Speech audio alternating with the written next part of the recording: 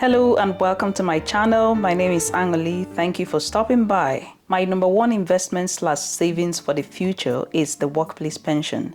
So here in Scotland, when you sign up for the workplace pension, a percentage of your monthly income is taken before tax towards the pension, and your employer also contributes a certain percentage. A long time ago when I started working, I wasn't contributing to pension because I was thinking, I wasn't sure if I would be living here, and I wasn't yet in the profession I was really working towards being in for. So there were a lot of uncertainties. So because of that, I opted out of the pension. But looking back now, there wasn't really any reason why I shouldn't have stayed on the pension, or I could have transferred my pension to whatever profession I eventually settle in, or I could even take the pension if I, for example, if I moved back to Nigeria, I could try to move that with me back to Nigeria. But in any case, there is very little reason really to opt out of the pension. So just consider that. My number two investment / savings towards the future is becoming mortgage free as soon as possible.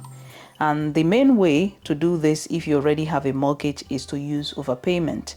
So for example, if you have a mortgage that has 20 years term, which means it will take you 20 years to pay off the mortgage, you can significantly reduce the time it will take you to pay off your mortgage if you make a little more than your standard monthly payment. You've probably heard some people say that a residential home is not an asset but a liability because it takes money away from your pocket. So this may seem like it's not an investment on the surface, but I think it depends on how you look at it and your own approach to it. I think of it this way: if you're able to make overpayments and you pay off your mortgage in as short amount of time as possible, you're essentially saving / investing your excess money in your house through overpayment. So overpayment helps reduce how long it will normally take you to pay down your mortgage because it reduces your interest. And a lot of lenders will let you overpay by up to 10% of what you owe each year. Even if you're able to make, let's say, £100 overpayment each month, that simple act of paying £100 extra can reduce your mortgage term by up to 3 years. And the money you save on interest through overpayment adds up to quite a lot of money. Even if you don't plan to retire in the property you're in, you can always still sell later in the future and buy / build whatever retirement property you want. I think the key here is buying a property that would appreciate in value and in a good enough location that you can easily sell when you need to release the money tied up in the property. So number three is investing in stocks and shares ISA. I particularly like investing in stocks and shares ISA because any returns you get up to the allowance for the tax year is tax-free. So talking about ISA, individual savings account, every year the UK government has a certain amount of allocated amount of money that you can save or invest through your individual savings account, and whatever return you make on that amount of money would not be taxed. When it comes to investing in stocks and shares, I only ever invest in index funds through Vanguard, though there are a number of other similar investment platforms. Investing in index funds through Vanguard means that I don't have to be an expert stockbroker to invest, so anyone can make this relatively low risk investment. All you have to do is open up an account with a platform and then decide how much you want to invest, and you pick out the funds you want to buy. You can make a one-off lump sum investment, or you can start with as little as £100 and then you can buy funds monthly or whenever you want. And you can also set up a direct debit from your account into your Vanguard account to buy funds you have specified on a monthly basis. So it's really easy and anyone can do this. They will send you key investors guide documents, and the documents would help you have an idea of what the different funds are. But the most important thing for me is that these funds are very diversified.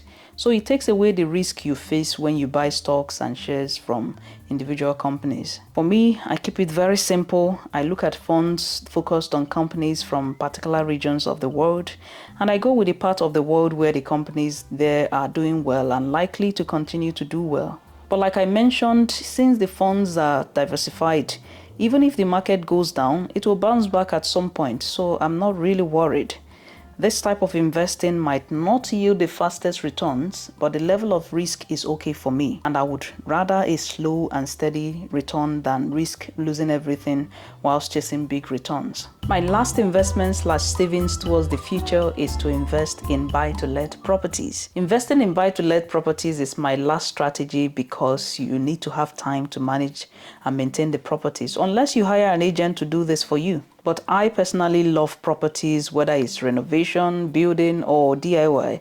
I just love taking care of properties, so I would rather get into property investment when I'm about to retire from my profession because I want to be active in the management. Another major reason why I'll be leaving this strategy for the last is that I want us to also be able to buy the property outright rather than getting into huge mortgage, or even if not buy it outright, get as close as possible to buying the property outright. I don't want to get caught up in all the noise you hear about investing in properties with zero money or investing with other people's money. It's just too much hassle and too much risk for me. I wouldn't want a situation where you buy this property and then you own this huge amount of money for mortgage, and then you're worried if there are no tenants there or there are tenants there not paying, then you're running behind on the mortgage and it becomes so much hassle and so much mess.